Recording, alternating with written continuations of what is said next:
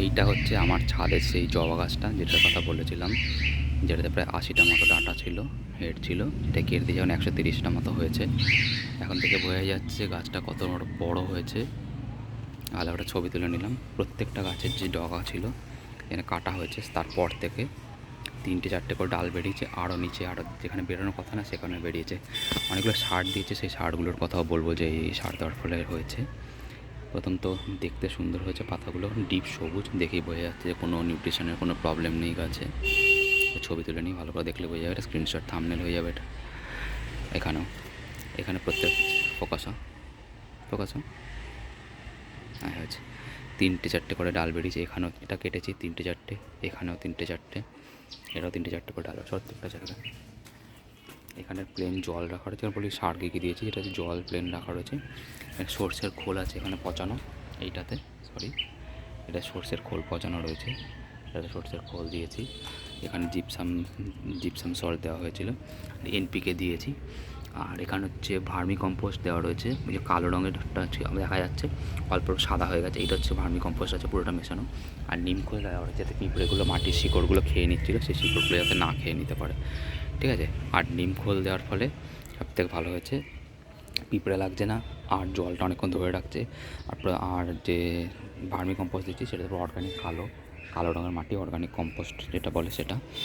আর সেটাতে জল দিতে এখন 3 দিন একবার জল দিতে 3 দিন জল থেকে যাচ্ছে। আর নয়তো আগে প্রত্যেক দিন জল দিলে ওপরতে জল দিতাম আর নিচ থেকে বেরিয়ে, সেই জন্য বাটিয়ে দেওয়া, এখনও বাটি দিতে হয় না। আমি 500 থেকে 600 মিলির মতো জলও দিই প্রত্যেক দিন, তাহলে প্রত্যেক জলটা মাটিতে ধরে রাখে আর গাছটা টেনে নিতে পারে। আগে যখন জল মানে মাটিটা ভালো চেঞ্জ করা ছিল না, তখন বালি হয়েছিল, জল দিয়ে জলটা বেরিয়ে যেত সঙ্গে সঙ্গে, আর সেই সারটা থাকতো না। যা সার দিলাম, সর্ষে খোল দিই, এনপিকে দিই, জিপসাম সল্ট দিই, যাই দিই, সব নিচ থেকে সব বেরিয়ে যেত। মানে সারটা এখানে দিলে গাছটা ইউজ করার আগেই নিচ থেকে বেরিয়ে চলে যেত, কিন্তু এখন মাটিতে জলটা ধরে রাখতে পারছে, সারটা বেরোচ্ছে না। আর একবার সার দিয়েছিলাম 2 সপ্তাহ, এখনও চলছে। প্রত্যেকটা গাছের পাতা পুরো সবুজ হয়ে আছে, দেখতে পারবেন, ঠিক আছে। আর এখানে নতুন প্রত্যেকটা গাছের থেকে যেখানে এক্সপেক্ট করেছিলাম 1-2 বেরোবে, সেখানে 3টে 4টে করে বেরিয়েছে, প্লাস আরও গোড়া থেকে বেরোচ্ছে ডাল। এখানে এক্সপেক্ট করেছিলাম এই গোড়া থেকে আরও ডাল বেরোচ্ছে, এখানে ফোকাসা এই গোড়া থেকেও আরও বেরোচ্ছে। এখানে বেরোনোর এক্সপেকটেশন ছিল, সেটাও বেরিয়েছে। আর এইখানে এই ডাঁটার নিচে থেকেও আরও বেরোচ্ছে, এত ভালো সার পেয়েছে। আর প্রত্যেকটা পাতা সবুজ, ডিপ সবুজ হয়ে রয়েছে।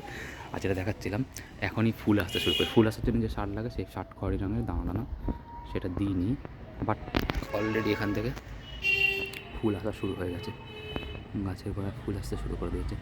এটা হচ্ছে ভালো বালি মাটি ফেলে দিয়ে শিকড়গুলো ছোটো করে দিয়েছি, দিয়ে অর্গানিক কম্পোস্ট, ভার্মি কম্পোস্ট দিয়েছি, নিম খোল দিয়েছি, তারপরে এখানে সর্ষের খোল দেওয়া আছে। আর এটা হচ্ছে আমার সর্ষের খোল দেওয়া আছে, পদ্ম গাছের পরে বলছি, সর্ষের খোল দেওয়া আছে।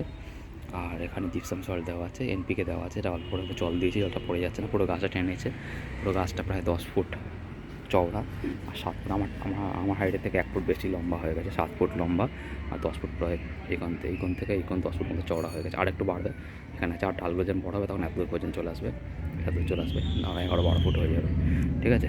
ভিডিও এখন শেষ করলাম, পরে আপডেট যখন আগে দেবো তখন দেখতে পাবেন। ভিডিও ভালো লাগে লাইক করে সাবস্ক্রাইব করে দিন, আর যদি আগের পার্টটা দেখতে হয় তাহলে চ্যানেল সাবস্ক্রাইব করে পিছনের ভিডিওগুলো দেখে নিতে পারেন। Thank you for watching this one, see you in the next one, good bye.